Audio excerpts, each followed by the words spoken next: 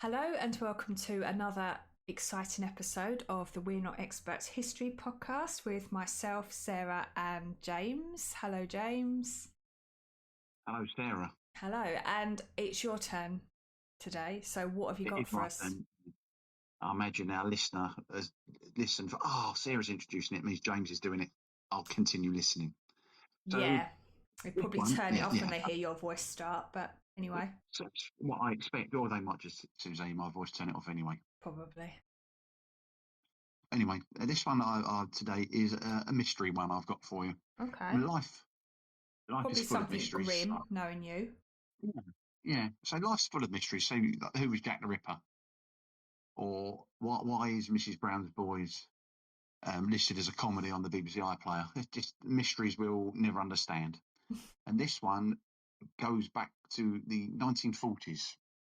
Okay. So we're going back to Worcestershire, and on the 18th of April 1943, there was a discovery was made in some woodlands called Hagley Wood, But it's which something is near gross. Whitbury Hill Yeah. in Worcestershire.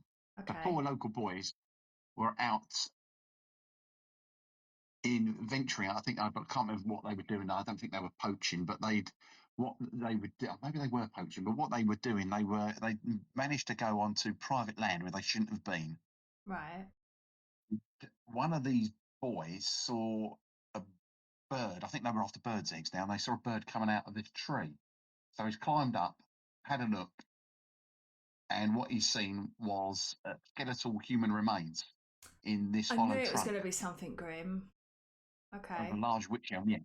So this lad, Thomas Willits, he's climbed the tree, peered in, seen the skull, and the boys hesitated. So they've run home knowing full well if they say, well, we saw it in this area, we're going to get into trouble because we shouldn't have Hmm. been in there. But eventually, with the next day, they've started telling their parents what they found.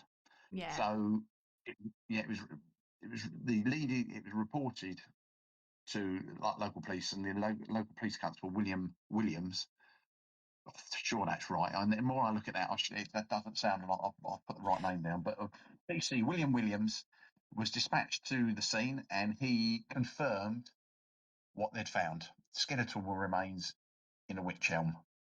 And the remains were Skeletal very human delicate. remains, I'm assuming. Human remains. Oh yeah, human remains, and they You were probably did gently say that, but removed. I said skeletal remains. I might have not done. After all that, yeah, it turns out it was someone's cat. The end.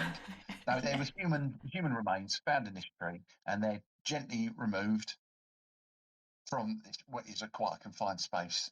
Which so it was a bit of a task, I imagine, to get this stuff out, especially in its advanced stage of decomp. I can't even speak.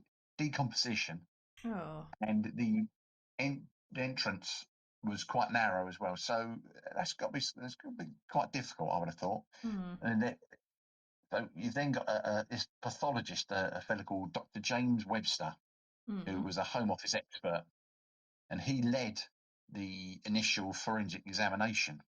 And his Okay. initial findings found that the victim was a female. She was aged around 35 to 40.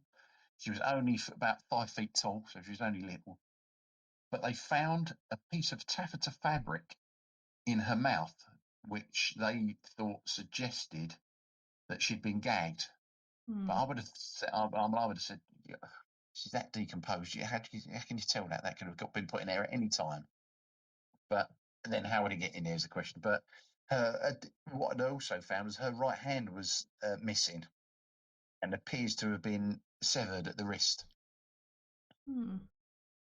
Yeah, which seems odd. Hmm. And they also found a silver wedding ring Right. on a wedding thing, So so that someone's missing a appears wife. he's married as well. Yeah, or not. Yeah. Now, Dr. Webster estimated her time of death to be around 18 months prior to being found, which places her death between 1941, late 41, and early 1942. And bear in mind, Okay. this is April 1943, and so yeah, She's we'll been there a just while. she's been there a while.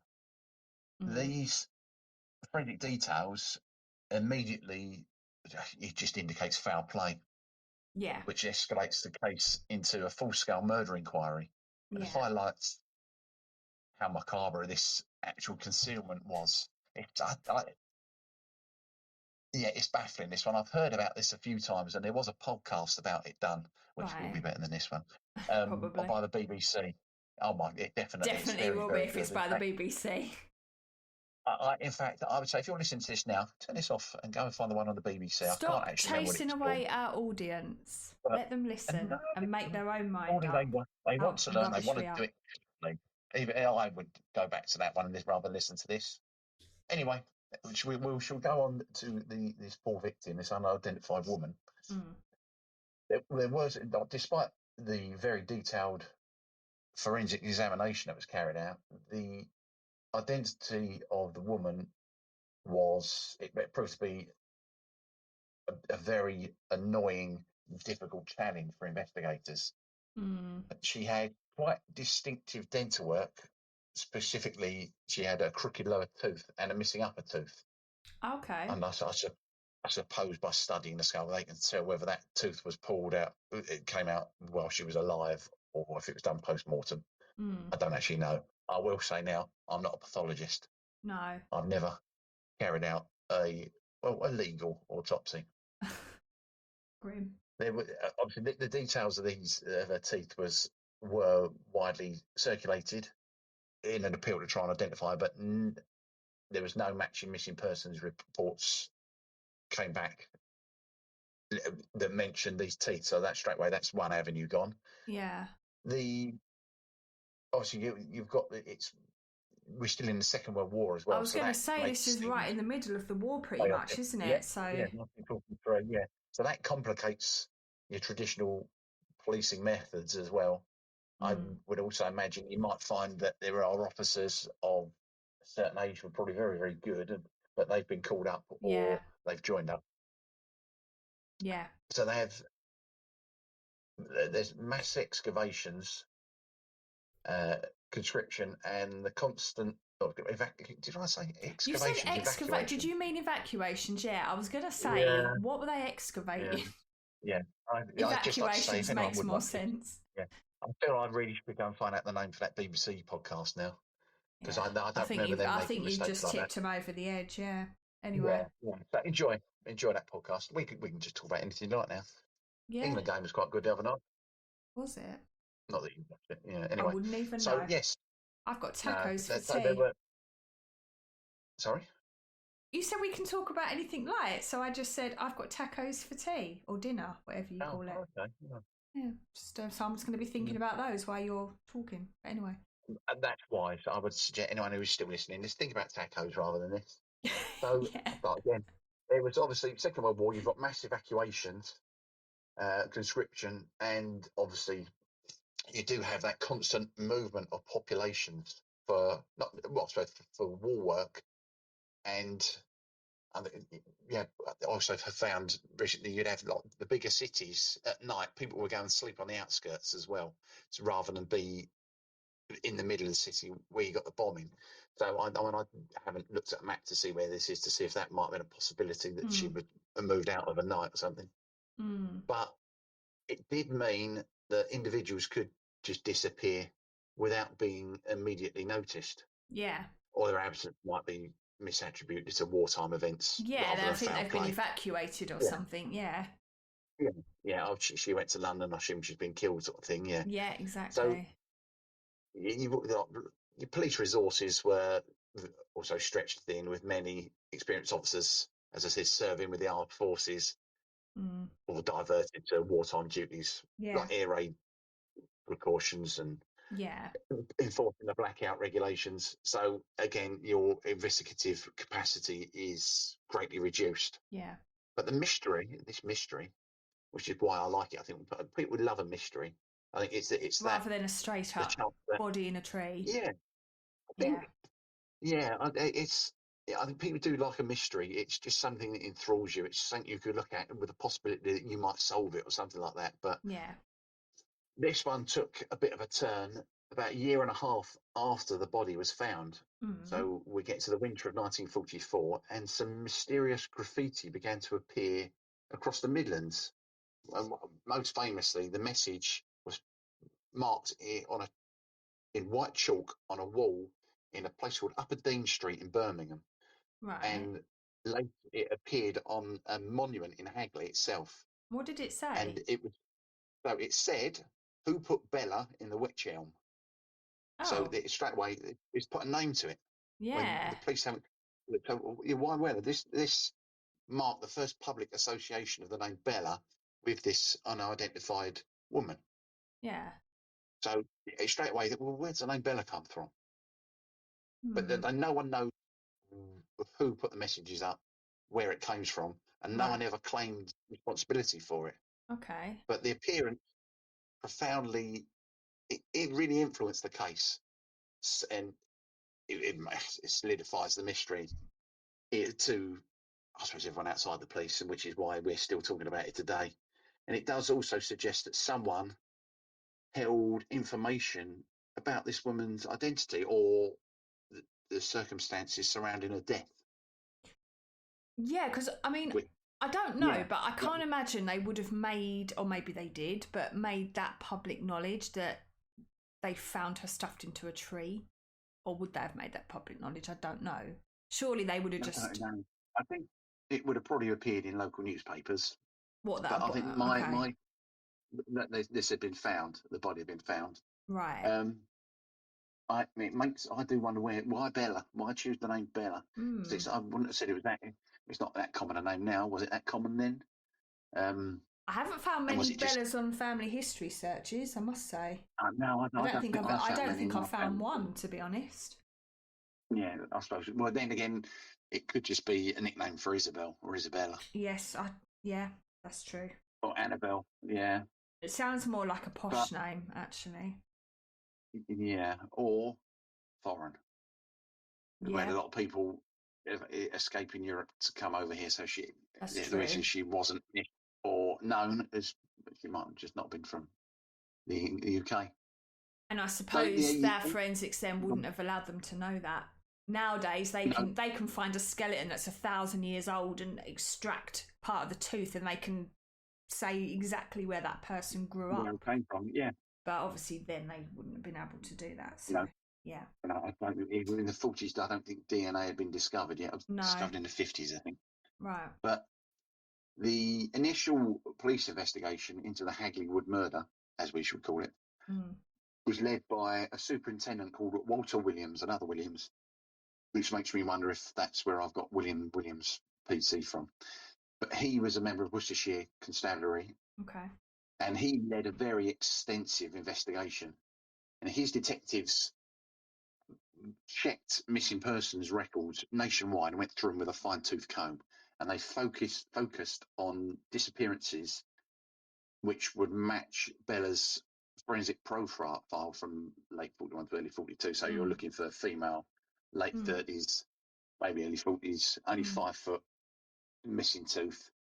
And they conducted a lot of local inquiries, quite widespread. They interviewed residents, landowners, anyone familiar with Hagley Wood or the surrounding area, and specifically to seek any unusual activity or unknown individuals that might have been witnessed. But these searches, they didn't bring anything up that matched Bella, right. as I'm calling, even though I shouldn't have matched the victim. Yeah, because we don't know that her name was actually Bella. No, so they carried on without a name or a starting point Yeah. for a murder inquiry. So all they've got is the body. They've got nothing else. And if you look at the context of wartime Britain, it presents very, very difficult obstacles to this investigation. So you've got the severe strain on police forces, their resources and personnel diverted.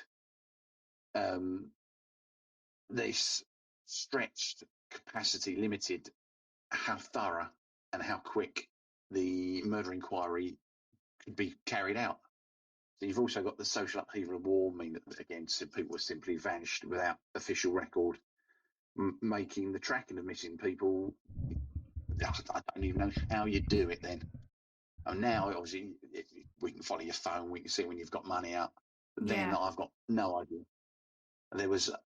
Must have I'm been much, trying to much think. easier to disappear in those days if you wanted to. Yeah, if you wanted to.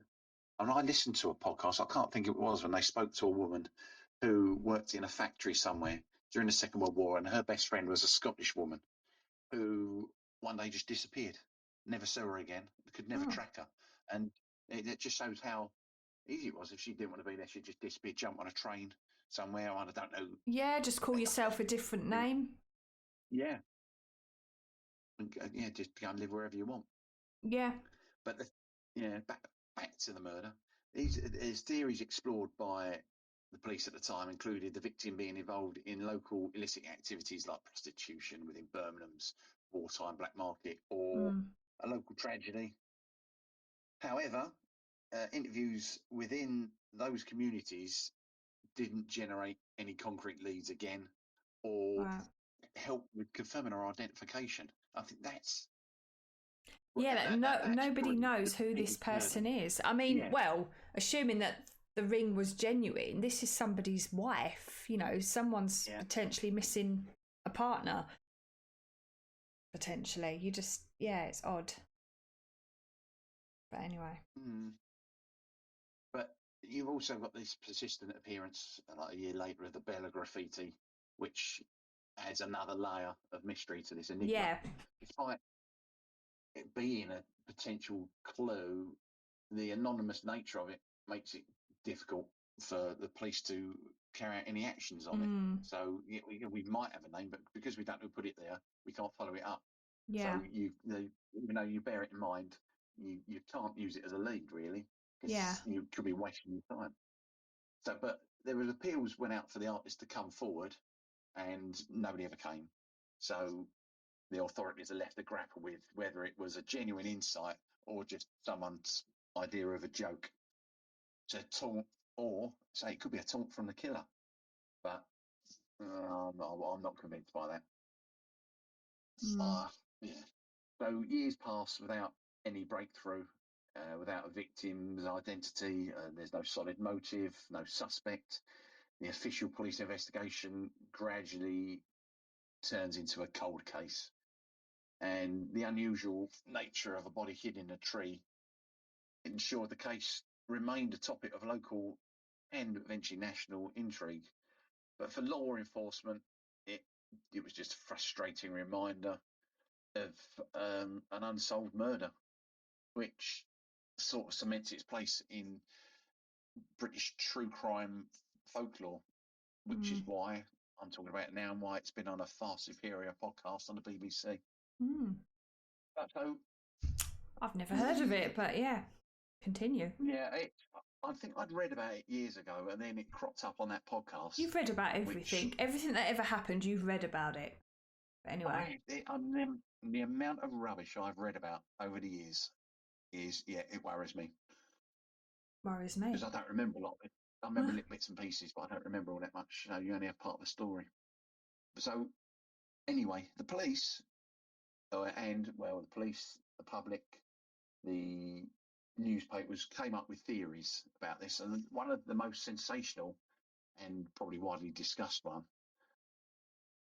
suggests that the unidentified woman in the Wych Elm was a German spy, and they've also put a name to her of Clara.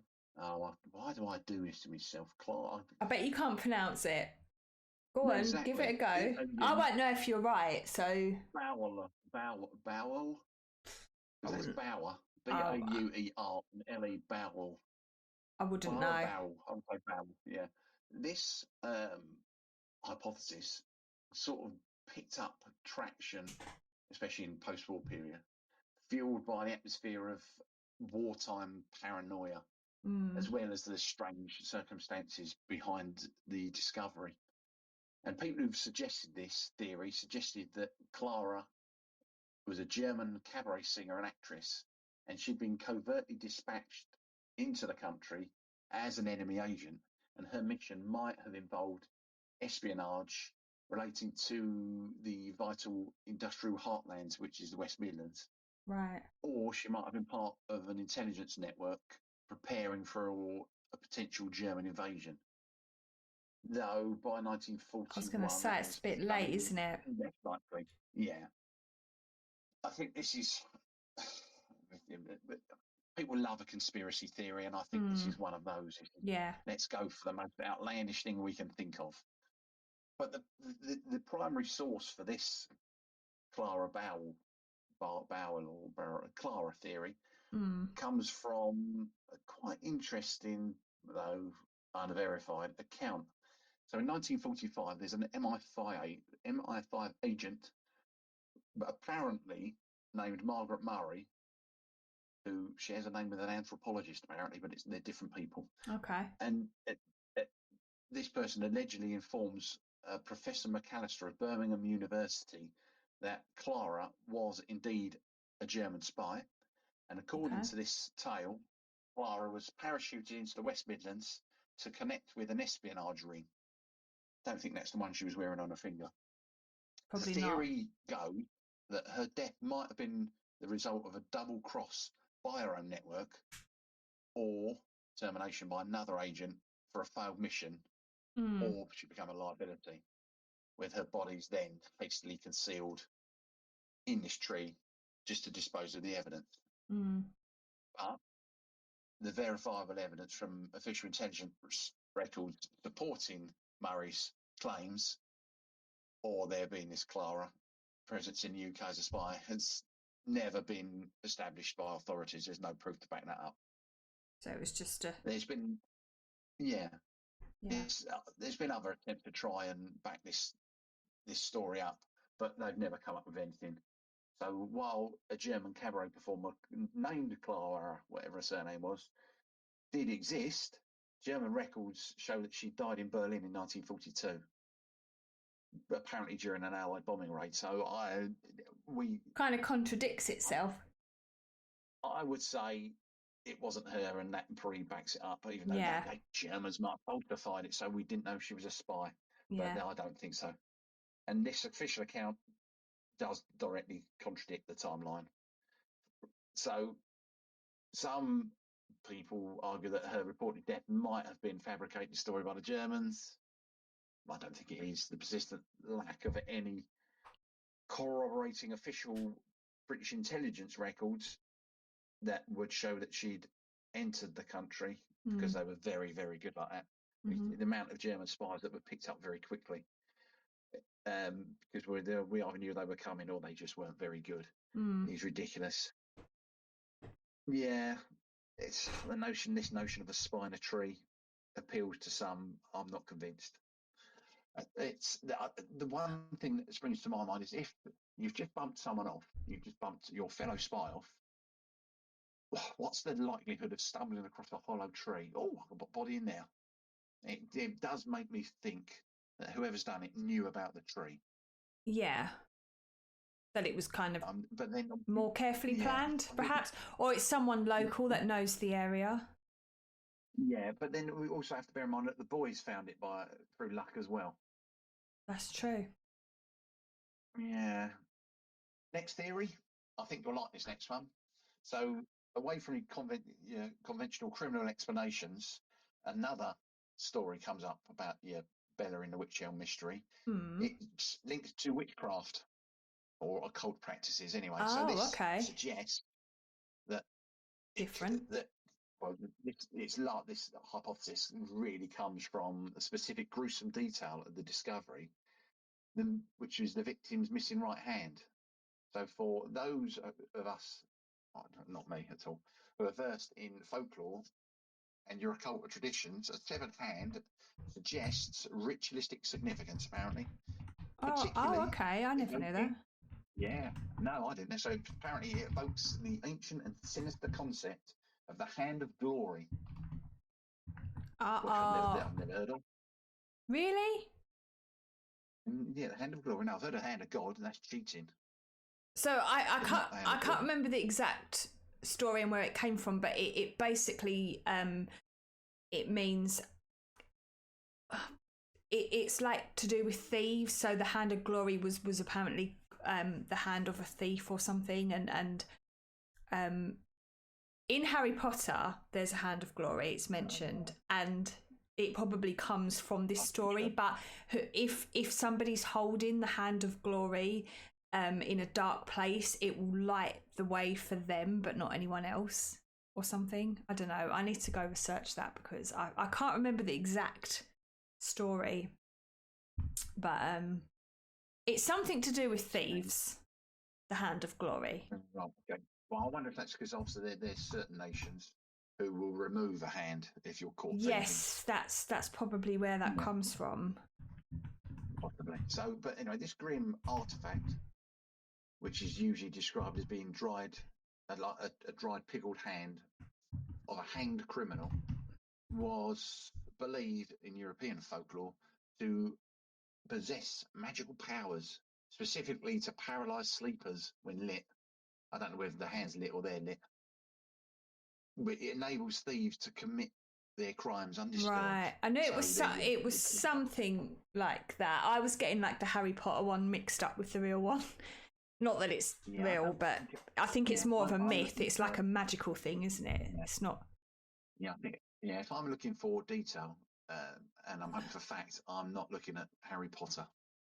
Why not? In fact, I can't think of any reason to look at Harry Potter. We're not even going to get into this now because I'll end up falling out with you and the podcast will end. So carry on before you insult Harry Potter some more. Yeah. Right. So this idea, this hand, is obviously this quite macabre item combined with the body being hidden in a wych elm, which is a tree apparently associated with folklore and is considered to possess mystical properties. I have no idea what they are. And it led some to speculate that Bella, as we're now calling her, was a victim of a ritualistic killing rather than a conventional murder. So yeah. I would say either way it's murder. I don't think it's going into court. And I guess they can tell that the hand has been chopped off and that she just wasn't born without a hand. I imagine they'd be able to tell, wouldn't they? Yeah. How clean it is, or that it's been sawed through or something like that. They should be able to tell, yeah. But one of the most notable proponents of this witchcraft theory was, again, Margaret Murray. Margaret Murray again. Her and her theories. She's controversial. She's an anthropologist, but she's a quite influential one. But she's also quite controversial. She's also a folklorist. So in the 1950s, Murray was known for these theories of pervasive European witch cults. Sorry, can I just backtrack because I'm confused? So the first theory about saying that she was a spy came from a Margaret Murray, but an MI5 agent, not the anthropologist. Are we talking about two different Margaret Murrays? And then the next theory comes from the other Margaret Murray? I think it's the other Margaret Murray. Right, okay. That's why I was confused. Okay. That's so all the Margaret Murrays in the world getting involved with this case? Two of them get involved. Right. Yeah. Okay. I mean, in fact, it's confusing enough a mystery as it is, but now Now we've got all these Margarets and Williamses knocking about. It's just like, I don't know what's going on. Yeah. I don't know where I am now. Yeah, sorry. I'll shut up. Yeah. I'm absolutely baffled as to what's going on. But so we get to the 1950s, and she's known for the theories on a pervasive European witch cult, and she publicly suggests that Bella's death bore these hallmarks, which are consistent with black magic ritual. Okay. And yes, her academic intervention, although not officially endorsed by the police, funnily enough, lent a veneer, should we say, of scholarly credibility to what was otherwise speculative. And it captured public imagination. I think it is yet another aspect that's added to this that just reminds people of the murder. Yeah. But you've got this, it just further embeds this mystical and occult storyline within the Bella narrative. And this other Margaret Murray, this one who's not MI5, her publications and her commentary ensured that this witchcraft angle become unproven, but an enduring facet of the case. And it sort of adding this cult speculation, the estimated timing of her death, Bella's death, late 41 to early 42, it took place during a period when some rural areas of Britain still harboured remnants of folk magic beliefs, apparently. Oh. Even if formal witchcraft wasn't openly practiced. No. But then, yeah, were people still going around thinking we need to find someone to sacrifice, and we need to remove their right hand and leave them in a tree somewhere? Sounds a bit far-fetched when you put it like that. Yeah, I don't and there's a war on. You'd think people would have better things to do and other things to occupy their time right now, because we're in the middle of a world war. Yeah. I think but at the who time, I knows? seem to remember again reading a story about the chief witch or white witch or wicker witch or whatever they were at the time of Britain had cast a spell on Hitler. Right. So, yeah, I'd have to research that one. I can't remember the full details, but I think there were still people who thought, oh, we could do something here with our witchcraft. Yeah. Not convinced. There was amongst all this, there was local rumours also circulating about potential Romany connections, given historical associations of Romany communities with mysticism. Though, again, not credible. No credible evidence was ever found that any such group committed the murder. And it's I don't know. It's strange because I think they're just trying to find something a little bit more interesting, I suppose, to explain the missing hand. Whereas I don't know whether the hand was chopped off or not. I'm going to assume it was, but the fact that it's not about it might have been taken by an animal or just decomposed, and I don't know. If they'd skirted, they'd gone over, combed the area thoroughly, you think they would have found more bones, which I would have thought boxes or something have got it.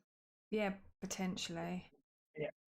So we also then had yet another theory amongst many of the numerous theories.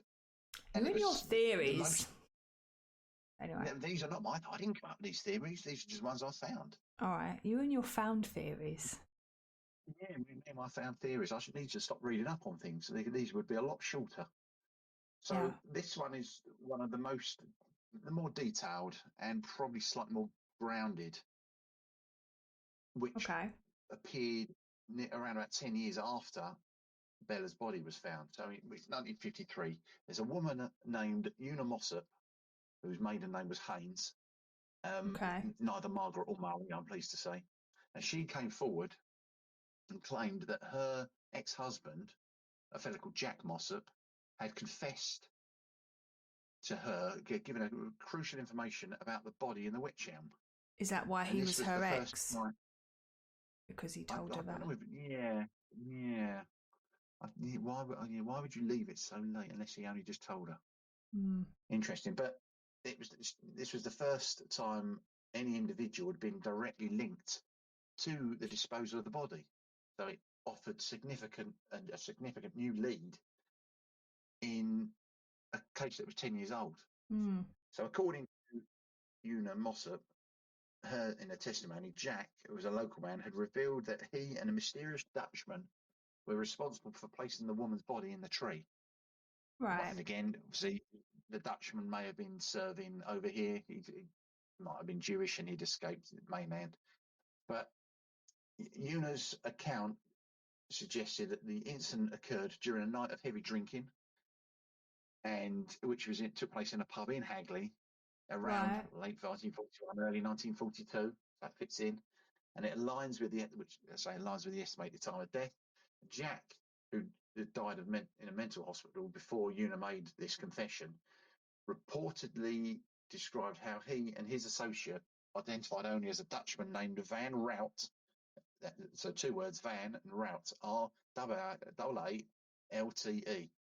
what they were involved with the woman. And Una says that, her version of events suggests that the woman passed out due to excessive alcohol consumption, and in the panic or misguided attempt to either teach her a lesson or conceal her activities, Jack and Van Rout allegedly decided to hide her in a hollow tree on Witchbury Hill estate, expecting her to wake up later and simply be scared. Yeah, I believe that. That's quite an extreme thing to do to a drunk friend. Yeah, I don't believe that. Yeah, I think if there might be a chance that this is real, and what they've actually done is they've killed her, and they're now trying to explain it away. Well, no, I was going to say, yeah. She was alive. Yeah, she was alive when we left her. Yeah, yeah. Yeah. So, with Una's testimony, she implies that neither Jack nor Van Rout intended for her to die, and the suggestion was that she suffocated while trapped in this confined space, or died from exposure after being left there in an unconscious state, and then her hand fell off. Yeah, that's the thing. Yeah. I'm always dropping my hands. This discovery of this piece of taffeta in a victim's mouth by the pathologists could be seen to align with this story, potentially if they'd used it as a gag or it become lodged there accidentally during the act of concealment. So while they're pushing in any clothing or anything, it's getting caught in a tree, lifted up, and then falling into her mouth. Still doesn't explain the hand. Yeah, I'd say the hand, it remained unexplained detail in the story. Now, the police rigorously investigated Una Mossop's story, and they tried to trace this mysterious Van Rout, but he, funny enough, another one completely vanished without trace. And there's no verifiable records of his full identity or whereabouts ever being found. So without his testimony and with Jack Mossop dead, Una's story, very interesting, but remains uncorroborated by direct evidence. And critics have pointed to the significant time lapse between the alleged event and her confession, along with a few inconsistencies in the story as potential weaknesses. So I think I might have to be one of those critics. I'm not convinced by that one. No, it doesn't make sense to me. No. Yeah. Now I might give you some more theories if you're lucky. No thanks. I'm hungry. Oh, in that case, I'll drag some more out. So beyond the spy and the witchcraft and the Mossop theories, there are a few other less detailed stories which have been considered over the decades since this happened. These include the possibility of a local murder stemming from a crime of passion, or that the victim was part of Birmingham's wartime underworld, perhaps a sex worker whose disappearance might have gone unreported by associates. But without any confirmed identity for the victim, the lines of inquiry surrounding these, there's nothing you can do. There's just no concrete leads. As for forensic science, it's advanced, obviously, quite a lot, we say, since the 1940s. Obviously, there's hope for solving long-standing cold cases like Bella's have been rekindled. And then you've got the advent of DNA profiling in the 80s, in this country, I'm very proud to say. And that was pioneered by a fellow called Alec Jeffreys, who revolutionised the criminal investigations with DNA around the world. And this technology allows for the identification of individuals from tiny, tiny biological samples. As you were saying, they can take it from thousands-year-old teeth that are thousands of years old. And that's a really powerful tool for examining old evidence. So in recent years, both the true crime enthusiasts and some law enforcement bodies have discussed the possibility of exhuming Bella's remains to attempt DNA extraction. And if viable DNA could be obtained, it might lead to a positive ID through the familial DNA databases or just direct matches with living relatives, finally actually putting a name to this victim. The only problem is I don't actually know where she's buried. If she's buried, I'm assuming the fact that they really want to do this means they know where her body is, but I'd have to look this one up. It's obviously going to be an unmarked grave. Yeah, because at what point would they kind then- of say, right, we're not going to figure this out, let's just lay them to rest, rather than leave them You in would have like thought so, yeah. a locker in a police, where I don't know, Well, that's wherever the they other thing keep that murder concerns me. victims, I don't know. Yeah, well, the other thing that concerns me, because the amount of times you hear about evidence from old cases being locked away somewhere and disappearing, that happens quite a lot. So actually, as they change their filing, what's the word I'm looking for? The way they do their filing System. you might find things go missing, or they're relabeled. Yeah, their filing system, yeah, or it's relabeled incorrectly or something. Obviously, yeah, not sure. But then, if Bella was foreign, as suggested by the spy theory or the Dutchman account, they could use that isotope analysis you were talking about to see where she actually she'd was grown up, from, what yeah. her geographic origins were, yeah. And obviously, we've now got advanced computer modelling, which could be able to Reconstruct the face. Yeah, absolutely ridiculous how good it is now. That's stuff that Yeah. they could never have dreamed of in the 1940s. You can literally look at the face of somebody that you shouldn't be looking at because they lived thousands and thousands of years before you were born. Like, you shouldn't be able to see what they look like. Say that again? What they should go. How do they do that? What they should be able to do is scan a living person, 3D print their skull, and then get the computer to do it, and then see how accurate it is. They've probably done that, I would have thought, because I'm sure they would have experimented to see how efficient this was. I would have thought. Yeah, I'd hope so. I've just never seen anything of it. But I also know that they can use DNA to tell what your eye colour was and hair colour and all sorts of bits and pieces about your features. So how expensive and how time consuming that is, I don't know. I imagine it's not a 5-minute job. No. So we'll move on from that. So that's all your theories. I won't give you any more theories. No, don't. That's enough theories to be going along with. Yeah, so what's that? 80 years ago, over 80 years since the discovery. But this mystery of who put Bella in the Wych Elm is still interests people today. And I think also this perplexing, or the perplexity of it happening in wartime Britain as well adds another layer of mystery. Yeah.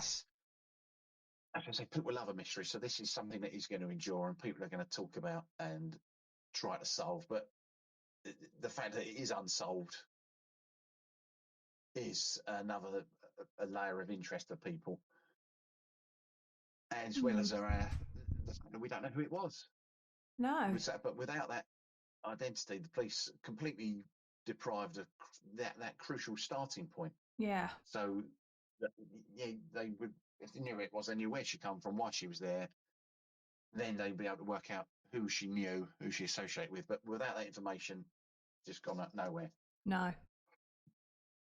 Yeah, it's a fascinating one, and as I say, it's that fascinating. The BBC have turned fascinating and sad that somebody could just disappear. Yeah. They could find somebody that's disappeared and is apparently not missed by anybody. No, that which does suggest they were either not local to the area or not local to the country. I would think that they weren't local, but because